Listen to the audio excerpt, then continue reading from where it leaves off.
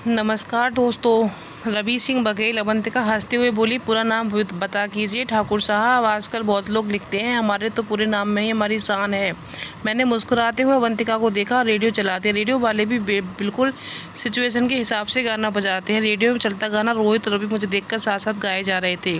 सावन बरसे तरसे दिल यूं न निकले घर से, दिल उनको गाता देख अवंतिका मुस्कुराते हुए खिड़की के बाहर देख रही थी। मैंने दोनों को अभी घूर कर देखा ही था कि हमारी गाड़ी बंद हो गई। बाहर तेज बारिश थी और कार बंद। मैंने कई बार गाड़ी को चालू करने की कोशिश की मगर नहीं हुई। अवंतिका ने घड़ी देखी तो मैंने फिर एक बार उम्मीद से गाड़ी चलाने की कोशिश की पर नहीं हुई। अवंतिका ने कहा, हमारा हॉस्टल पास है, हम जाकर किसी को आप लोगों की मदद के लिए भेजते हैं। मैंने उनसे कहा, इतने अंधेरे में आप अकेले नहीं जाने दूंगा। मैंने रोहित से कहा, तो बोनट खोल, मैं देखता हूँ, इन्हें हॉस्टल तक छोड़कर आता हूँ। अवंतिका ने मेरी ओर देखा और कहने लगी, बाहर तेज़ बारिश है, आप भीग जाएंगे, बस यहीं पास ही हमारा हॉस्टल है, हम चले जाएंगे। मैं नहीं माना और उनके साथ चल दिया। बारिश की वजह से लाइट चली गई थी। मैंने एक टॉर्च रोहित के हाथ से में थमाया और दूसरी टॉर्च को लेकर मैं अवंतिका को छोड़ने जा रहा था। मैंने रास्ते में अवंतिका से कहा, माफ़ कीजिएगा, आज ये दोनों मुझे आने नहीं दे रहे थे, इसलिए आने में देर हो गई, आप थोड़ा अजीब लगा होगा उनके साथ। अवंतिका ने कहा, मुझसे कहा, वो दोनों जानना चाहते थे कि इतने दिनों से आप रोज़ कहाँ चले जाते हैं, इसलिए आज आपको पकड़ लिया होगा। गेट के पास पहुंचकर हॉस्टल के दरबान ने हमारी मदद करने को कहकर मुझे 10 रुपये पकड़ाते हुए खिलखिलाती हुई हॉस्टल चली गई। मैं जब तक वापस आया तब तक रवि और रोहित गाड़ी बना चुके थे। अब रोहित ड्राइविंग सीट पर था और मैं उसकी बाजू वाली सीट पर। मैं आकर चुपचाप बैठ गया और हीटर चालू कर 10 रुपये के गीले नोट को सुखा रहा था। रोहित ने मेरी ओर देखा, कहने लगा, ओहो, अब समझ आया 10 रुपये का रहस्य कब से चल रहा है बेटा ये सब। रवि ने कहा, वो सब छोड़ो, ये बताओ भाई पार्टी कहाँ दे रहे हो। मैंने दोनों की ओर देखते हुए कहा, जैसा तुम लोग सोच रहे हो ऐसा कुछ भी नहीं है। रवि ने कहा, अच्छा ऐसा कुछ नहीं है तो ये बता, उसे बस स्टॉप पर देख। रोहित हैरान था, तू नहीं। रोहित ने जब उससे बैठने को कहा तो वह नहीं आई, पर तेरे हाथ दिखाने पर वो आ गई और आते ही ऐसी बैठी जैसे तेरी गाड़ी में पहले भी कई बार बैठी हो। दोनों मुझे घूर रहे थे तो मैंने कहा, 2 महीने पहले मुझे अचानक बस स्टॉप पर दिखी, कुछ लड़के उसे परेशान कर रहे थे तो मैंने उसे गाड़ी में बैठने को कहा और हॉस्टल छोड़ दिया। मैंने सोचा भावना की सहेली है और उतनी देर हो गई, दूर वापस हॉस्टल जाएगी तो मैं उसे रोज़ शाम को छोड़ देता हूँ। जाते समय मुझे रोज़ 10 रुपये दे देती है। रवि ने मुझसे कहा, 10 रुपये पर क्यों, तुझे शर्म नहीं आती लड़की से पैसे लेने में। मैं उन्हें बताने लगा, मेरे मना करने पर उसने ये कहा कि मेरा अपमान करने के लिए नहीं, अपने आत्मसम्मान के लिए दे रही है। रोहित ने कहा, बाप रे, इतने स्वाभिमानी। मैंने मुस्कुराते हुए दोनों से कहा, और उनके पास पैसे भले न हो पर स्वाभिमान बहुत है और मैं उनके स्वाभिमान को चोट नहीं पहुंचाना चाहता, इसलिए मुस्कुराते हुए ले लेता हूं। मैं एक बार फिर हीटर में 10 रुपये के नोट को सुखाने लगा।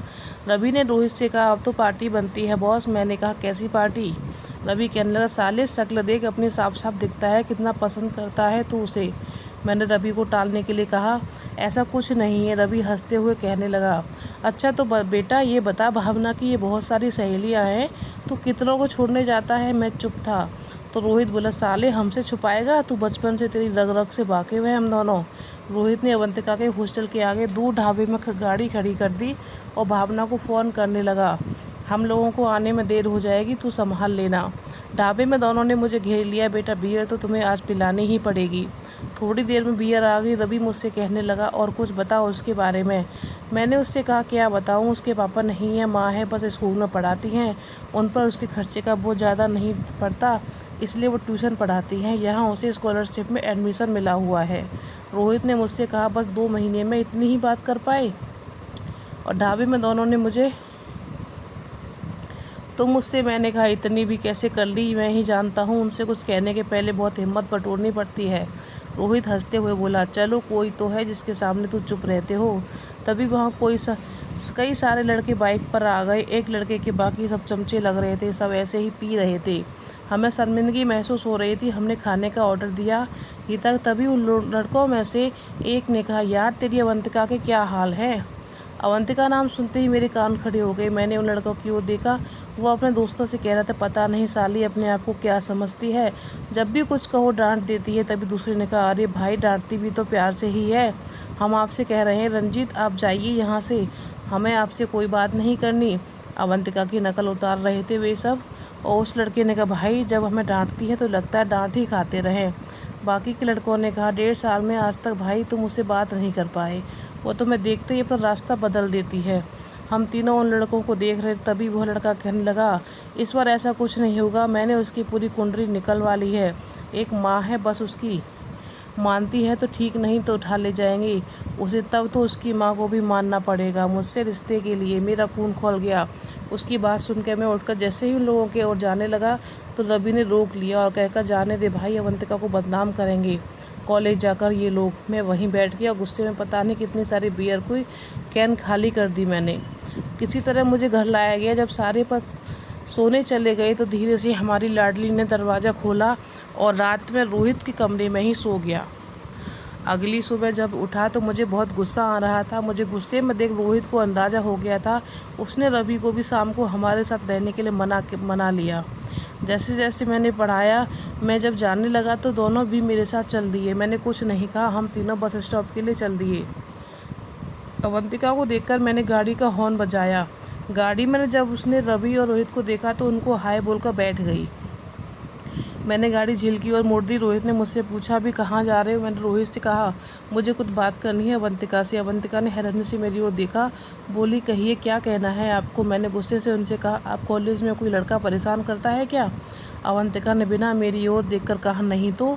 मैंने जब ऊंची आवाज़ में पूछा तो सकपका गई। डर के मारे उनकी आंखों में आंसू आ गए।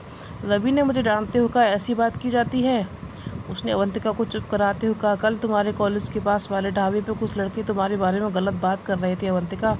अवंतिका ने अपनी आंखें पोंछते हुए कहा, रणजीत सिंह चंदेल नाम है उसका, पिछले 1.5 साल से परेशान कर रहा है उसने हमें। मैंने उससे कहा, तो हमें आपने पहले क्यों नहीं बताया?